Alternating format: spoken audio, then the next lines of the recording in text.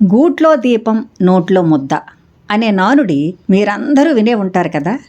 అంటే గూట్లో దీపం పెట్టి తరువాత వెంటనే భోజనం చేసేయడం, నోట్లో ముద్ద పెట్టుకోవడము. అంటే చాలా సంవత్సరాలకు పూర్వం, అంటే 1879కి పూర్వం మనకు కరెంట్ లైట్లు ఉండేవి కాదు.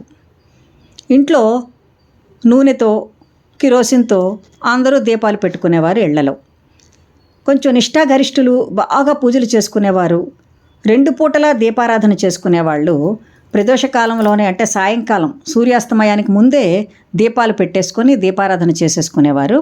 అలాగే ఎక్కడెక్కడ దీపాలు, ఎక్కడెక్కడ గూళ్ళు ఉంటే అక్కడ దీపాలు పెట్టేసుకొని దానికి తగిన ఏర్పాట్లు చేసుకునేవారు.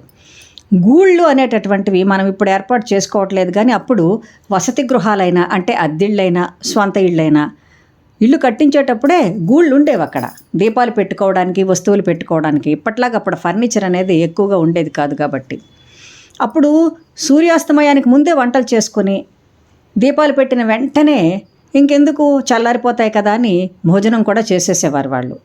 ఏవో దీపాలు, మామూలు దీపాలు ఉండేవి కాబట్టి. ఇప్పుడైతే మనకు అటువంటి పరిస్థితి లేదు, ఎక్కడ చూసినా దీపాలు ఉంటాయి కాబట్టి మన ఇష్టం వచ్చిన సమయంలో భోజనం చేస్తూ ఉన్నాం. అప్పుడు ఆరోగ్యాలు చాలా బాగుండేవి.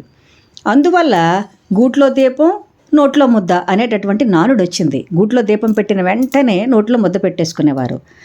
తరువాత స్ట్రీట్ లైట్స్ కూడా ఉండేవి కాదు. అది 1905 సంవత్సరంలో బెంగళూరులో మొట్టమొదట స్ట్రీట్ లైట్ అనేటటువంటిది వచ్చింది. 1879లో కోల్కత్తాలో, మన దేశంలో ఈ కరెంట్ లైట్లు అనేటటువంటివి ప్రారంభమయ్యాయి. అదే అన్నమాట కథ. ఆ నానుడి ఆ విధంగానే వచ్చింది.